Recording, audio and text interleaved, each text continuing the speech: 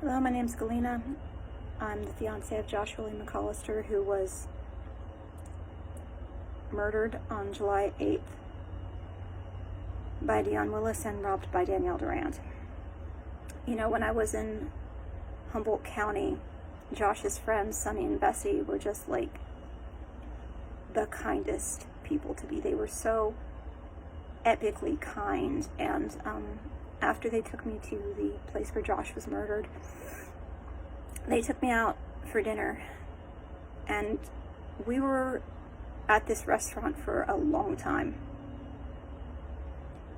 having a very detailed discussion about Josh. And one of the things that come up was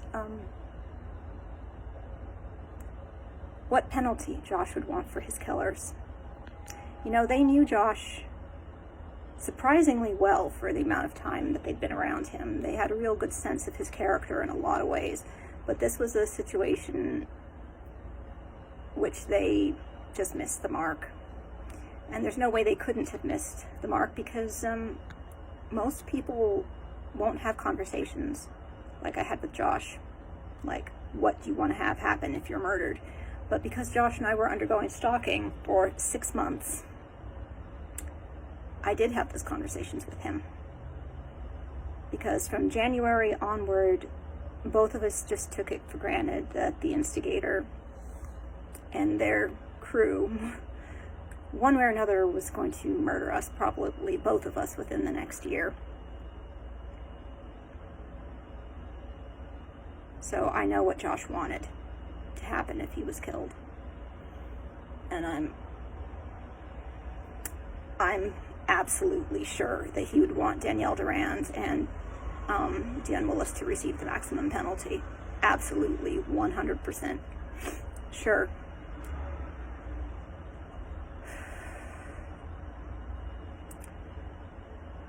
You know, Josh was a deeply spiritual person. He was absolutely a man of faith. And he had come to terms with the fact that he was going to be killed. He really had. He'd found a way to make peace with it. He knew he was not going to live long.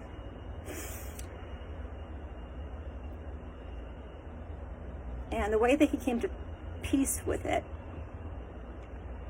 was that his wife, his first wife, Colleen, she had already died.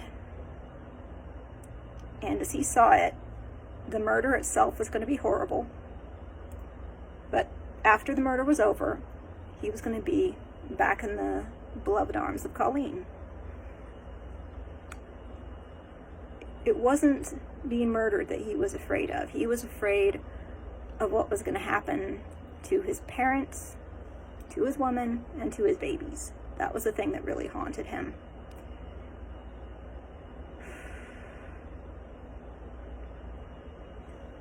And he was haunted by that. He was truly haunted.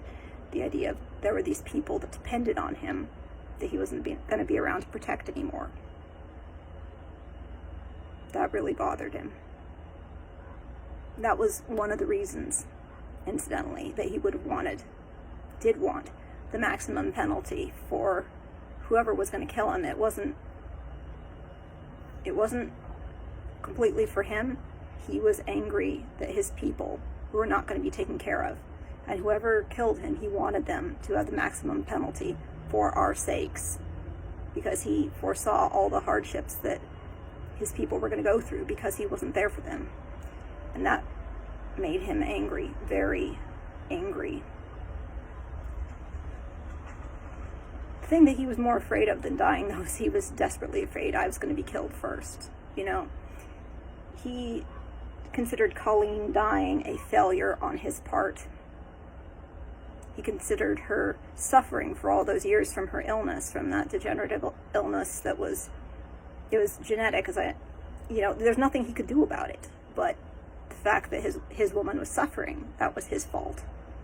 That he couldn't help her, that he couldn't save her, that was his fault.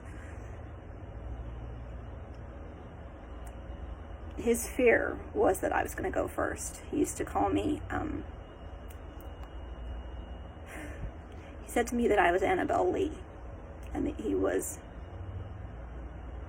He was so afraid of that poem becoming his life that he would have to bury a second wife. He used to say that to me. I don't want to bury a second wife, because from the time I said I would marry him, I was his wife. There was nothing like, okay, well, this might not work out. No, I was his wife from the time I said yes. And he proposed the first night he kissed me. So, like, that was to sit with him. And he was desperately afraid that I was going to be the one that was murdered first. So in terms of coming to peace with being killed, that was one of the things that helped get him through it, the idea that at least he wouldn't have to bury me first. But at the same time that he had come to this conclusion that he was just going to go right back into the arms of Colleen, he was angry about it, because, you know, there were so many opportunities that people take for granted that Josh just never had. He was a horribly abused child. And when he escaped that situation, he wound up getting trafficked. I mean, it was just, he did not have chances that other people just did. In this point in his life, he thought that he was finally going to get to have that happy ending. He said for the first time in his life, he actually had hope. You know, I got to say something really quick. When I reference him being a horribly abused child, that's not his parents that I'm talking about. You know, he loved his parents very much. And,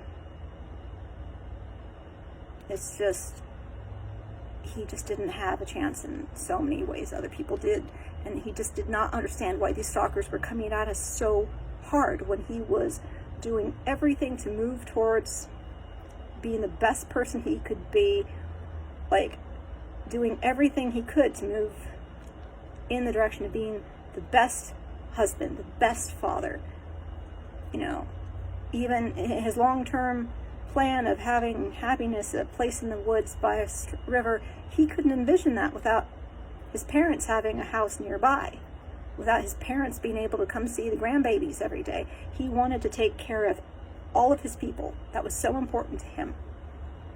And he couldn't understand why he could be doing all this work, trying to be the best man he could be, largely to take care of other people, and yet these stalkers were just doing everything in the world to make our lives harder, to kick him in the autism, to kick him in the rape, to kick him in the trauma. And in so many ways, towards the end, the stalkers, they broke me and they broke him, because you can't undergo heavy-duty stalking for 6 months without breaking in so many ways. And I used to tell him we're going to laugh about all this, you know, like years from now, and he didn't believe it, neither did I. He was angry that they wouldn't just let him live a good life.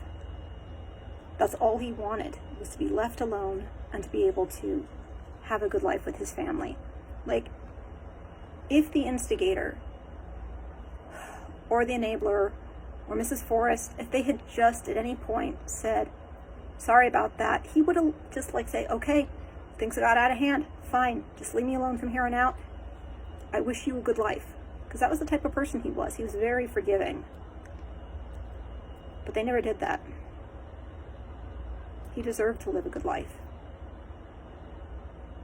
And he was angry that they wouldn't let him. So we discussed what we wanted to happen if, when they killed us.